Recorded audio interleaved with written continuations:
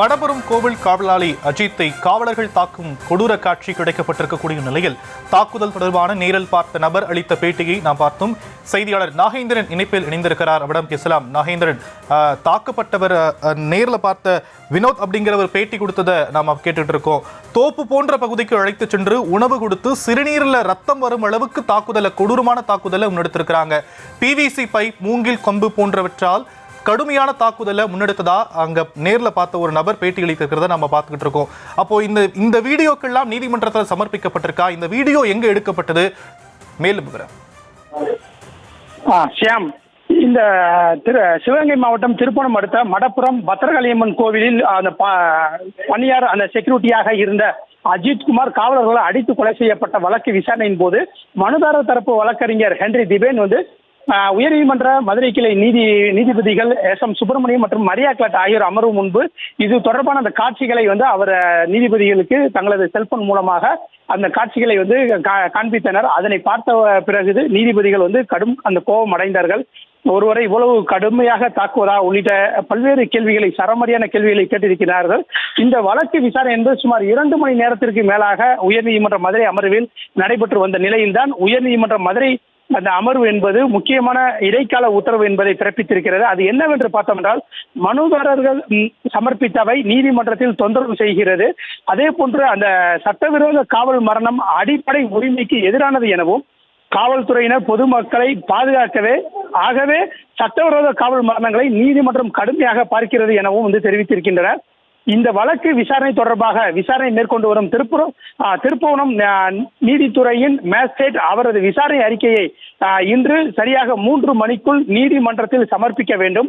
அதே போன்று மடப்புரம் பத்திரகாளியம்மன் கோவில் உதவி ஆணையர் அஜித் தாக்கப்பட்ட அந்த வீடியோ எடுத்த சக்தீஸ்வரன் ஆகியோரும் அந்த உயர்நீதிமன்ற மதுரை அமர்வில் 3 மணிக்கு நேரில் ஆஜராக வேண்டும் எனவும் இந்த உடற்கூறாய்வு அறிக்கையை 3 மணிக்குள் அந்த நீதிமன்றத்தில் சமர்ப்பிக்க மதுரை அரசு ராஜாஜி மருத்துவமனையின் முதல்வருக்கு உத்தரவு என்பது பிறப்பிக்கப்பட்டிருக்கிறது. மிளகாய் பொடி பயன்படுத்தப்பட்டதா என மருத்துவ பரிசோதனை வரட்டும், உரிய உத்தரவுகள் பிறப்பிக்கப்படும் எனவும் அந்த நீதிபதிகள் உத்தரவில் தெரிவிக்கப்பட்டிருக்கிறது. அதே போன்று பார்த்தோம் என்றால், அந்த இந்து அறநிலைத்துறையின் உதவி ஆணையர் கோவிலின் அந்த மடப்புரம் கோவிலின் உதவி ஆணையரும் இந்த வழக்கு விசாரணைக்கு நேரில் ஆஜராக வேண்டும் எனவும் அந்த உத்தரவில் தெரிவிக்கப்பட்டிருக்கிறது. அரசு தரப்பில் எடுக்கப்பட்ட அந்த நடவடிக்கை போதுமானதாக தெரியவில்லை எனவும் சிபிசிஐடிக்கு மாற்றப்பட்டது என்பது அதுவும் மாநில காவல்துறை தானே எனவும் நீதிபதிகள் அந்த கேள்வியை எழுப்பியிருக்கின்றனர். இந்த வழக்கை மாநில அரசு நீர்த்து போக வகையில் செயல்பட்டால் நீதிமன்றம் கடுமையான உத்தரவுகளை பிறப்பிக்க நேரிடும் என தெரிவித்திருக்கின்றனர். ஏன் அந்த காவல்துறை எஸ்பியை தற்போது அந்த காத்திருப்போர் பட்டியலுக்கு மாற்றப்பட்டது, என்ன காரணம் எனவும் கேள்வி எழுப்பப்பட்டிருக்கிறது. அதே போன்று மனுதாரர் தரப்பு வழக்கறிஞர் ஹென்றி திபேன் அவர்களும் இந்த வழக்கு விசாரணை தற்போது நீதிமன்றத்தில் உற்று நோக்கப்பட்டு அது கண்காணிக்கப்பட்டு இந்த விசாரணை நடைபெற்று வரும் இந்த நிலையில் தான் அந்த சிவகங்கை மாவட்ட காவல் எஸ்பி தற்போது காத்திருப்போர் பட்டியலுக்கு மாற்றப்பட்டிருக்கிறார் என அந்த வாதத்தை முன்வைக்கப்பட்டது. அதனை கேட்ட நீதிபதிகள் ஏன் அவரை தற்போது மாற்றம் செய்யப்பட்டிருக்கிறது, அதே போன்று காவல் எஸ்பி மற்றும் டிஎஸ்பி உள்ளிட்டோர்களும் இந்த வழக்கு விசாரணையில் சேர்க்கப்பட வேண்டும் எனவும் அந்த வழக்கில் சேர்க்கப்பட வேண்டும் என கூறப்பட்டிருக்கிறது. காவலர்கள் அதே போன்று ஏன் தொடர்புடைய அனைவர் மீதும் வழக்கு பதிவு செய்யவில்லை எனவும் நீதிபதிகள் கேள்வி எழுப்பியிருக்கின்றனர். காவல்துறையினர் உயர் அதிகாரிகள், இது முக்கியமான உத்தரவாகவும் அந்த ஒரு கேள்வியாகவும் பார்க்கப்படுகிறது. காவல்துறையினர் உயர் அதிகாரிகளின் சட்டவிரோத கட்டளைகளுக்கு கீழ்ப்படிய வேண்டிய அவசியம் இல்லை எனவும் உயர்நீதிமன்ற மதுரை அமர்வு இந்த நீதிபதிகள் எஸ்.எம். சுப்பிரமணியன் மற்றும் மரியா கிளாட் ஆகியோர் அமர்வு இந்த கேள்வியை எழுப்பியிருக்கின்றனர்.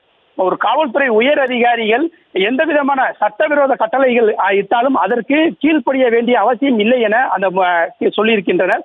தவறு செய்தவர்கள் மீது நிச்சயம் அரசு நடவடிக்கை எடுக்கும், தவறு செய்தவர்களுக்கு ஒருபோதும் நாங்கள் ஆதரவாக இருக்க மாட்டோம் எனவும் அரசு தரப்பில் ஆஜரான கூடுதல் தலைமை வழக்கறிஞர் அஜ்மல் கான் தனது தரப்பு வாதத்தை முன்வைத்தார். ஒட்டுமொத்த காவல்துறையை நாங்கள் குறை சொல்லவில்லை எனவும், ஆனால் தவறு செய்தவர்கள் மீது நடவடிக்கை எடுக்க வேண்டும் எனவும் நீதிபதிகள் இந்த வழக்கு விசாரணையின் போது கேள்வியாகவும் அந்த தங்களது கருத்தாகவும் முன்வைத்திருக்கின்றனர்.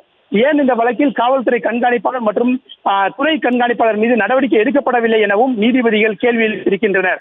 முதலில் இந்த வழக்கு விசாரணை மதியம் 2:15 மணிக்கு ஒத்திவைப்பதாக கூறப்பட்டிருந்த நிலையில் இந்த வழக்கு விசாரணை நடத்தி வரும் அந்த மேஜிஸ்ட்ரேட் மற்றும் மதுரை அரசு ராஜாஜி மருத்துவமனையின் டீன் ஆகியோர் அந்த விசாரணை அறிக்கை மற்றும் அந்த பிரேத பரிசோதனை அறிக்கையை சமர்ப்பிக்க இந்த வழக்கு விசாரணையை மீண்டும் 3 மணிக்கு எடுத்துக் கொள்வதாகவும் இந்த உத்தரவில் தெரிவிக்கப்பட்டிருக்கிறது.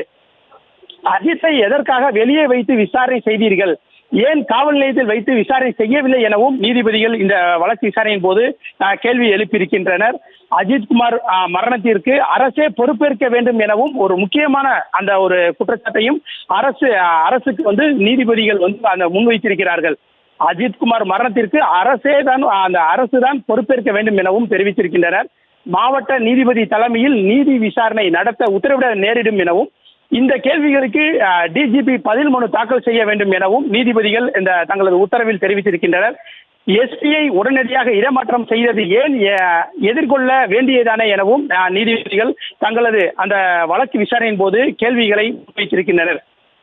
சிறப்பு படையின் ஒப்படைத்தது யார், அஜித்குமார் 2 நாள் வேறு இடங்களுக்கு கொண்டு செல்லப்பட்டதற்கு யார் அதிகாரம் கொடுத்தது எனவும் மேஜிஸ்ட்ரேட் உடனடியாக பிரேத பரிசோதனை அந்த மேஜிஸ்ட்ரேட்டுக்கு உடனடியாக பிரேத பரிசோதனை அறிக்கையை ஏன் அனுப்பப்படவில்லை எனவும் அந்த கேள்வி என்பது எழுப்பப்பட்டிருக்கிறது.